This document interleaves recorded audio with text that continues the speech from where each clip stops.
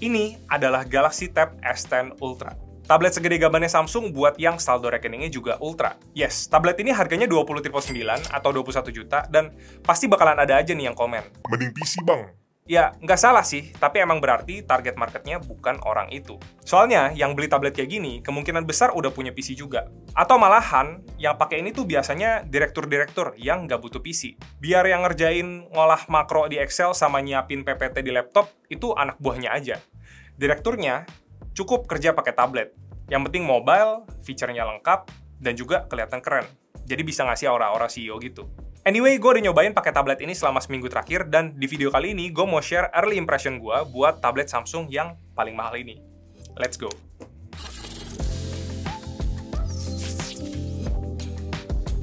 Oke, waktu pertama kali megang tablet ini, impresi pertama gue adalah tablet ini tuh gede banget.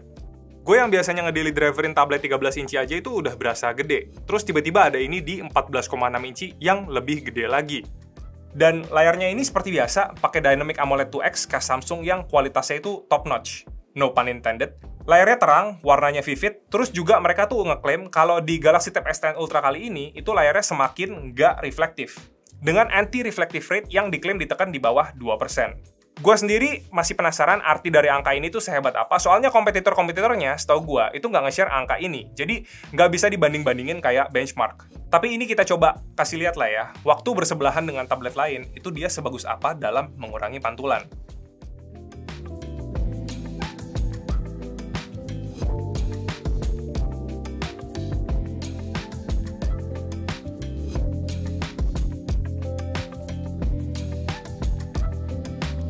Dan selama pemakaian gue emang ngerasa kalau layarnya ini nyaman banget, hampir nggak berasa pantulan-pantulan cermin gitu, yang biasanya bakalan noticeable kalau layar lagi nampilin konten yang gelap.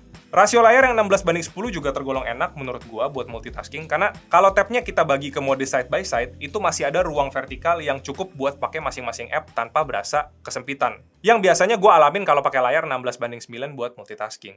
Anyway, Galaxy Tab S10 Ultra kali ini menurut gue punya value yang lebih oke dibanding waktu Tab S9 Ultra keluar tahun lalu. Karena kali ini, Tab S10 Ultra itu udah setiap pembeliannya include sama keyboard covernya. Gue udah sempat ngecek-ngecek harganya keyboard cover Tab S9 Ultra itu berapa di website Samsung Indonesia, tapi di sana udah nggak ada. Dan pas gue cari-cari di marketplace, itu pun gue nggak ketemu. Tapi kalau keyboard cover Tab S9 Plus harganya gue nemu di kisaran 3,8 juta, berarti kan keyboard cover si Ultranya harusnya sekitar di 4 jutaan. Nah, kali ini di Tab S10 Ultra harganya itu naik 1 juta dari tahun lalu, tapi udah include sama keyboard cover dengan value segitu. Jadi udah lengkap sama S Pen-nya juga, dan nggak perlu nyari opsi-opsi third party. Keyboard covernya modelnya masih sama kayak sebelumnya, bahan soft touch gitu, enak. Keyboardnya juga nyaman dan udah backlit. Terus kali ini ada tambahan tombol AI key yang ada di sebelah kanan Alt ini, yang kalau kita pencet, itu bisa jadi shortcut buat ngebuka antara Bixby atau Google Gemini. Begitu kita pencet tombolnya, dia bakal ngebuka Gemini dengan tampilan side by side gitu sama aplikasi yang lagi kita buka. Dan di sini kita bisa isi-isi prompt, dan begitu dapat jawabannya bisa kita copy paste langsung ke dokumen yang lagi kita kerjain. Gue berharap kalau di software update berikutnya, opsinya itu bakal dibuka buat services-services yang lain, kayak ChatGPT misalnya. Atau bahkan buttonnya itu bisa di-customize ke fungsi yang lain. Soalnya sekarang kalau gue lihat, di settings itu belum ada page buat nge-customize fungsi dari tombol ini. Keyboard covernya ini pakai sistem detachable gitu ya, pakai magnet. Jadi yang bagus adalah dia itu nggak perlu di-charge, karena powernya itu langsung ditenagai sama si tablet. Dan juga, kalau lagi mau lepas tabletnya, itu gampang, tinggal cabut kayak gini. Yang gue suka mekanisme kayak gini adalah, pas tabletnya dicabut, itu bagian back covernya tetap ngikut nempel sama tabletnya. Jadi tabletnya tetap punya perlindungan di bagian belakang. Dan juga, tetap bisa berdiri. Karena back covernya ini ada kickstand. Bagian kickstand-nya ini gue suka, engselnya ini solid banget, buka tutupnya berbobot, jadi nggak gampang buat berubah posisi. Dan juga bisa diatur ke angle yang cukup luas sampai hampir rebahan.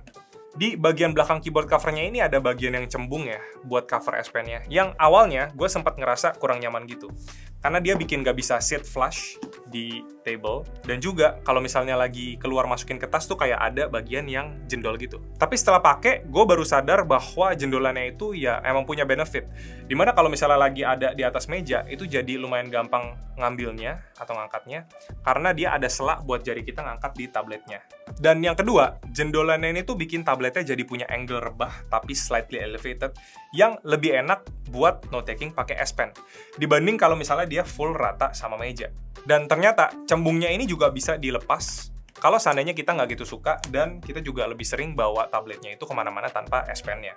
Buat naro S Pen-nya ini bisa di dua tempat. Pertama di bagian belakang kayak gini, yang fungsinya itu juga buat ngecharge S Pen-nya. Dan juga di bagian atas ini buat standby kalau misalnya kita lagi pengen note-taking. Di S Pen-nya sendiri ada fitur-fitur shortcut yang bisa diakses lewat Air Command. Tinggal pencet tombol Air Command-nya ini, terus kita bisa masuk ke beberapa menu AI kayak Sketch to Image atau Smart Select. Sketch to Image itu bisa ngebantu bikin gambar-gambar ilustrasi atau buat nambahin elemen di foto kayak gini. Nah, kalau Smart Select-nya itu bisa dipakai buat nandain objek pada gambar. Terus kita bisa pakai Sketch to Image atau ditambahin scribble-scribble gitu, yang bakalan bikin lebih gampang kalau misalnya kita lagi mau ngirim feedback. Nah, dari tadi kita cukup banyak ngebahas soal keyboard cover sama S Pen-nya ya. Karena menurut gua, justru implementasi aksesoris-aksesoris official di tablet kayak gini itu yang ngebentuk experience pembeda di tengah lautan tablet yang mostly feel the same.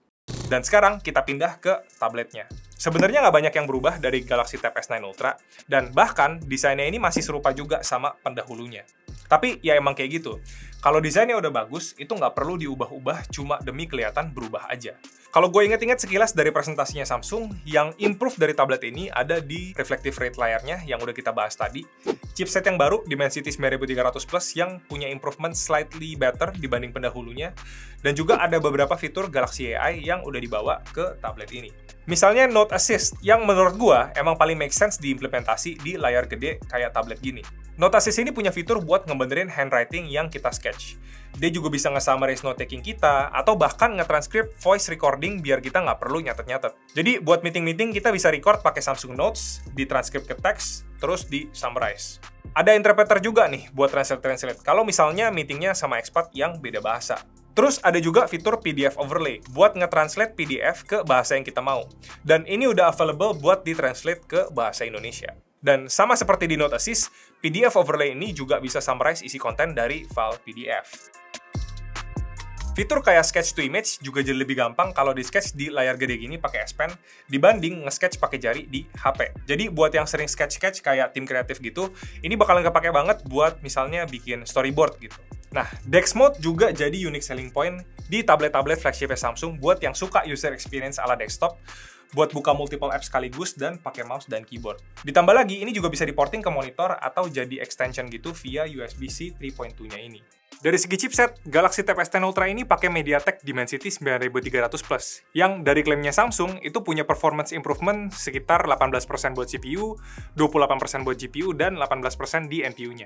Benchmark Antutunya kita tes bisa mencapai di 1,8 jutaan, dan 3D Mark Wildlife Stress Test-nya itu punya stabilitas di sekitar 76%. Kita cobain juga nih gaming di Genshin Impact pakai settingan highest di 60 fps, dan kita tes main sekitar 15 menit itu cukup stabil ya, dengan frame rate-nya yang konsisten di 60 fps, cuma drop sesekali aja ke 59 fps. Jadi ya, chipset flagship kayak gini harusnya udah aman lah ya buat tas-tas sehari-hari dan juga gaming di settingan paling tinggi. Nah, satu hal yang gue notice dari tablet ini adalah vibration motor atau haptics-nya itu menurut gue agak kurang. Soalnya, kalau di device kecil yang kita genggam kayak HP, itu tuh works fine. Tapi kalau misalnya di device yang gede kayak gini, yang biasanya kita taruh di meja kayak gini, itu malah getarannya nggak terlalu meng-enhance experience. Soalnya tiap kali getar, feedback-nya itu nggak gitu berasa di tangan. Tapi yang ada malah bikin suara kayak kalau seandainya HP kalian tuh lagi di atas meja dan HP-nya getar. Karena gue kurang suka, gue langsung ubah di settingan buat matiin settingnya di system vibration. Dan biasanya gue ngetik tuh pakai keyboardnya juga sih, jadi itu tuh bukan sesuatu yang major. Nah, di sisi entertainment ada satu fitur Galaxy AI yang menarik nih, yang baru gue denger di presentasi tablet ini, yaitu AI Dialog Booster. Fitur ini tuh kayak kalau misalnya kita lagi streaming gitu di Netflix, itu dia bisa enhance audionya supaya vokal atau percakapan itu bisa lebih kedengeran kalau background noise-nya berisik. Kayak misalnya di film-film action gitu. Ini jadi agak mirip kayak fitur-fitur yang ada di TV gitu ya.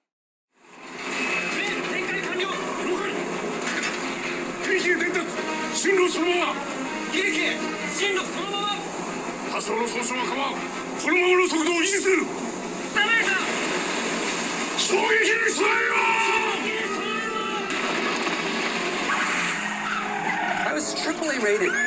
Executive protection through it. Eyes up here. Eyes up here. God damn it! Dan ya, kira-kira itu aja perubahannya yang ada di Tab S10 Ultra kali ini. Sisanya bisa dibilang masih mirip sama Tab S9 Ultra. Kapasitas baterainya masih sama di 11.200 mAh, terus juga support charging sampai 45 watt, tapi paket pembeliannya belum termasuk charger.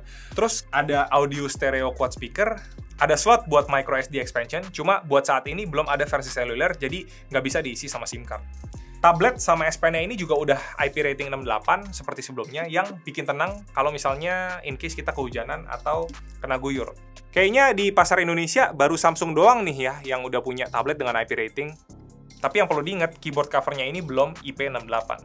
Kamera depannya itu juga dual setup, ultra wide sama wide kayak gini, yang udah autofocus dan notch-nya itu iconic, yang bakalan nunjukin kalau misalnya ini tablet versi ultranya Samsung. Ini adalah gambar yang dihasilin sama kamera depan dari Tab S10 Ultra. Di bagian lensa yang wide angle-nya, kita juga rekam pakai internal mic dari Tab S10 Ultra, jadi let me know in the comments kira-kira suaranya kayak gimana. Dan ini masih bisa kita ubah angle-nya ke bagian ultra wide yang bakal jadi seluas ini. Kita lihat kayaknya nggak ada penurunan kualitas ya, maksudnya ultra wide-nya sama main-nya kurang lebih kualitasnya hampir sama gitu ya. Ini bisa ngerekam sampai 4K 30 fps, dan Full HD-nya itu juga tetap di cap di 30 fps, jadi nggak ada opsi 60 fps buat Full HD dan juga 4K-nya. Tapi kira-kira gimana kualitas kameranya menurut kalian? Langsung aja di komen ya.